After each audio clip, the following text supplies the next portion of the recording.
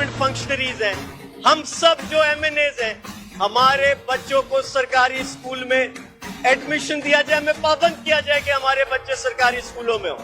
वजह ये है सिंध में पिछले 5 साल में 6000 स्कूल बंद हो गए, 60 लाख बच्चा तालीम से महरूम स्कूल से बाहर है।